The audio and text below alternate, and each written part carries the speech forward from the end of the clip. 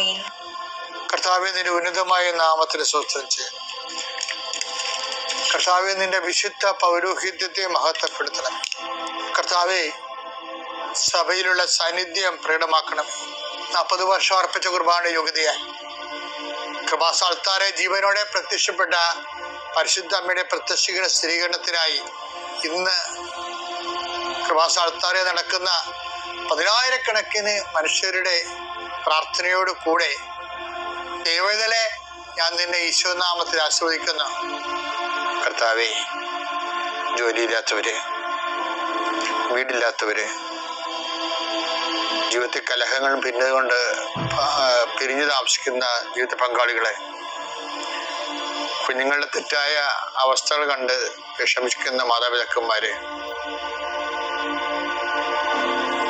ശാരീരികമായ രോഗങ്ങളെ അവസരപ്പെടുന്നതും രോഗം ആകുന്നതിന് സമയമെടുക്കുന്നില്ലെന്ന് ഓർത്ത് ഉത്കണ്ഠപ്പെടുന്നവരെയും സമർപ്പിച്ച് പ്രാർത്ഥിക്കുന്നു. ഇന്ന് യാത്ര ചെയ്യുന്നവരെ, ഇന്നത്തെ യാത്രയ്ക്ക് വേണ്ടി വിധവിധമായ ഒരുക്കിയിരിക്കുന്ന ലക്ഷ്യങ്ങള്, കണ്ടുമുട്ടുന്ന വ്യക്തികള്, സംസാരിക്കുന്ന സംഭാഷണങ്ങള്, എഴുതുന്ന രേഖകള്, ഒപ്പിടുന്ന ഡോക്യുമെന്റുകള്,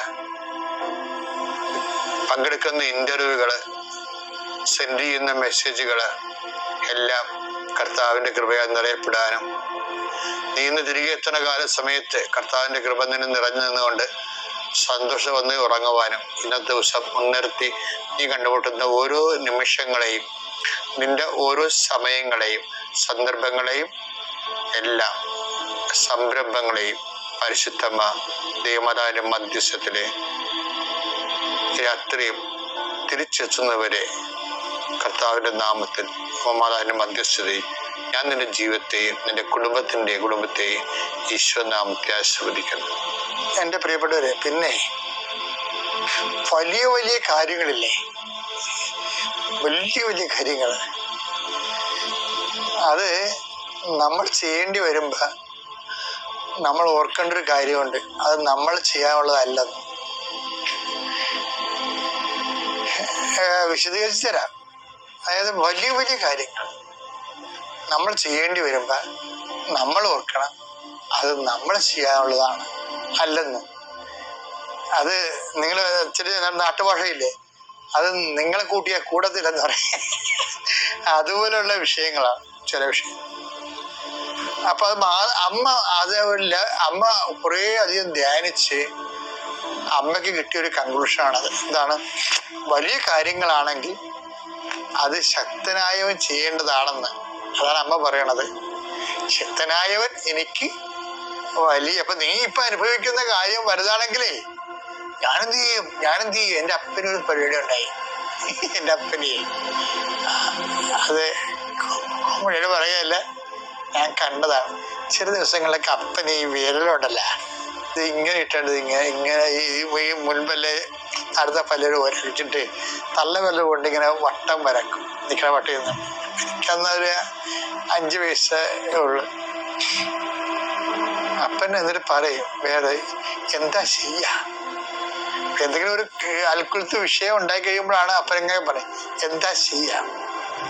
അപ്പൊ എനിക്ക് പിന്നീട് വലുതായപ്പോഴും അപ്പൻ്റെ ഈ ഒരു അവസ്ഥ ഞാൻ പലപ്പോഴും കണ്ടിട്ടുണ്ട്.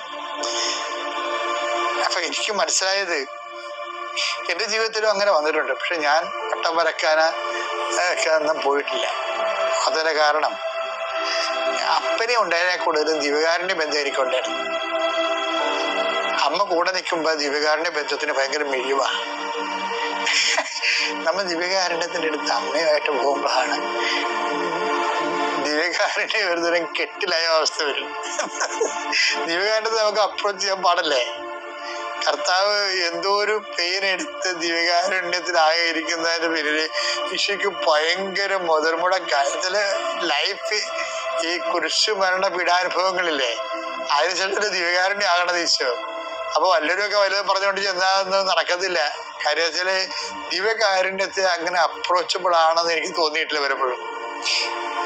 കാരണം അപ്രോച്ച് വെച്ചാൽ ദിവ്യകാരുണ്യ പ്രോസസ്സിലേക്ക് ഈശോ വരുന്നതിന് മുമ്പ് മിശിഹ ഇതെല്ലാം സഹിച്ച് മഹത്വത്തിലേക്ക് കരയേണ്ടത് ആവശ്യം. ഭൂമിയിലെ മഹത്വമാണ് ദിവ്യകാരുണ്യം എന്ന് പറയണത്. സ്വർഗത്തിലെ മഹത്വം പോലെ ഭൂമിക്കും ഈ പാഷൻ കർത്താവിന്റെ പീഡാനുഭവങ്ങളിൽ രണ്ട് മഹത്വങ്ങളുണ്ട്, മഹത്വ സാന്നിധ്യങ്ങൾ ഉണ്ടാക്കി. ഒന്ന് നമ്മുടെ കൂടെയുള്ള മഹത്വ സാന്നിധ്യം, രണ്ടാമത്തത് സ്വർഗത്തിലുള്ള മഹത്വ സാന്നിധ്യം. ലൂക്ക 24:26 ക്രിസ്തു ഇതെല്ലാം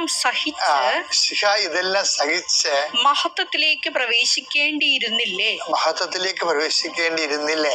അപ്പൊ അത് ദിവ്യകാരുണ്യത്തിന്റെ ഒരു കാലാവസ്ഥയിലാണ് ഈ വെളിപാട് വരണത്. ഈശോ അതിനുള്ളില് എമ്മാവൂസിൽ വെച്ച് ദിവ്യകാരുണ്യമായി മാറിയല്ല. എമ്മാവൂസിൽ വെച്ച് ദിവ്യകാരുണ്യം ആദ്യം അനുഭവിച്ചവരല്ലേ പിന്നീട് അവര് നിരാശപ്പെട്ട് തിരിച്ചുപോയ, എമ്മാവൂസിലേക്ക് പോയ ആൾക്കാർ തിരിച്ചു പോണത്.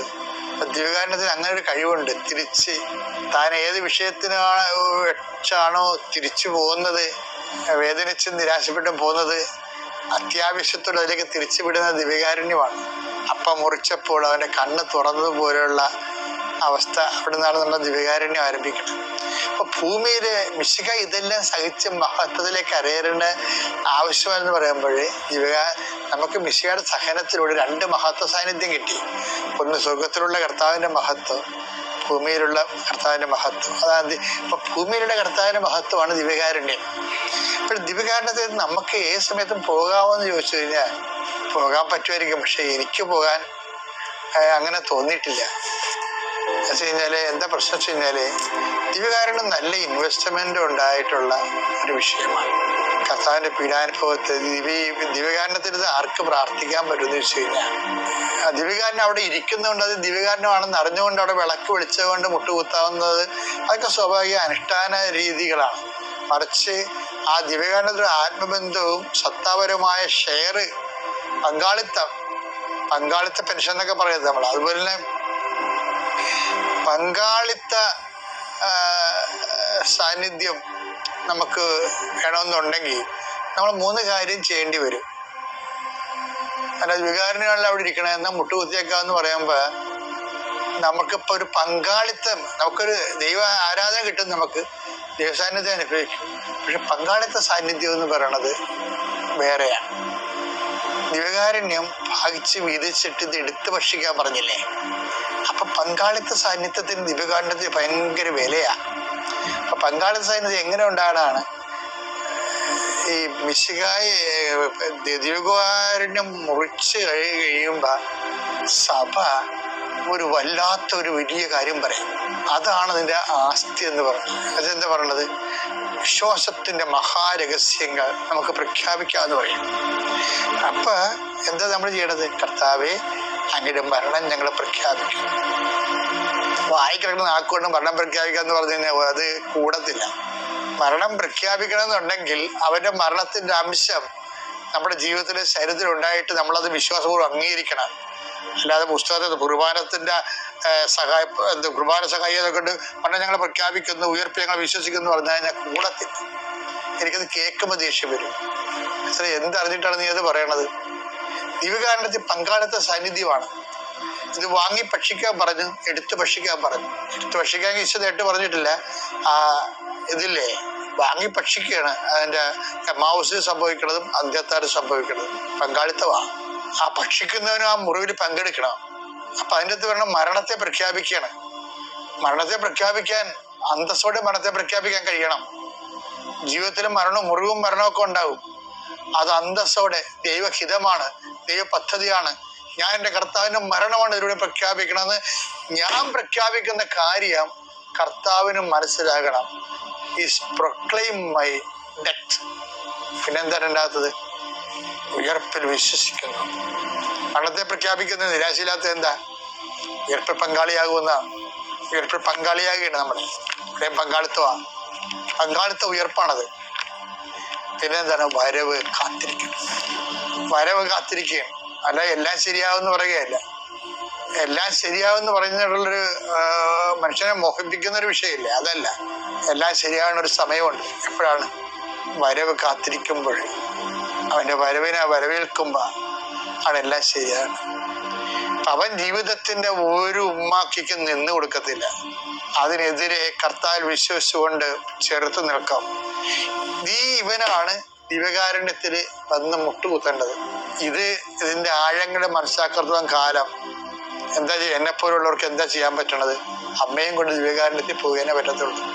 നമ്മൾ സാധാരണ ഒറ്റക്ക് നടന്ന് ദിവ്യകാരുണ്യത്തിൽ പോണതും അമ്മയും വിളിച്ചോണ്ട് ദിവ്യകാരുണ്യത്തിൽ പോണതും തമ്മിൽ രണ്ട് വ്യത്യാസമുണ്ട്. ഞാൻ എപ്പോഴും ദിവ്യകാരുണ്യത്തിൽ ഇരുന്നുകൊണ്ട് കൊന്തേറണ ആളാണ്. ദിവ്യകാരുണ്യത്തിൽ ഇരുന്നിട്ട് കൊന്തേറണത് ഒരുപക്ഷെ ചിലക്കത് മനസ്സിലാവത്തില്ല. പക്ഷെ അതെന്താ സംഭവം? കാനായില് ദിവ്യകാരുണ്യം ആദ്യം ചൊരിഞ്ഞപ്പോൾ അമ്മയായിരുന്നു അതിന്റെ പ്രൊമൾഗേറ്റർ. അതിലേക്ക് എത്തിച്ചില്ലേ? ദിവ്യകാരുണ്യത്തിലേക്ക് എത്തിച്ചത് ആരാ? അമ്മയെ വിളിച്ചിട്ട് ദിവ്യകാരുണ്യത്തിൽ പോകണമെന്ന് നിസ്സാര കാര്യമല്ല. എൻ്റെ ദൈവവേദനെ നീ നിന്റെ ജീവിതത്തിൽ എപ്പോഴും ദിവ്യകാരുണ്യത്തിൽ നിൽക്കുമ്പോഴേക്ക് പോകുമ്പോ അമ്മയും വിളിച്ചിട്ട് പോകണം. അമ്മയെ നീ എവിടെ വിളിച്ചാലും വരത്തില്ലെങ്കിലും ദിവ്യകാരുണ്യത്തേക്ക് വിളിക്കും അമ്മ തീർച്ചയായിട്ടും വരും. കാര്യം അമ്മയുടെ ഇഷ്ടവും ഈശോയുടെ ഇഷ്ടവും എല്ലാം അവിടെ നിന്റെ ഇഷ്ടവും എല്ലാം ഒരുമിച്ച് വരുന്ന ഒരു സ്ഥലമാണ്. നീ അമ്മയിലൂടെ യേശുവിലേക്ക് വളരട്ടെ.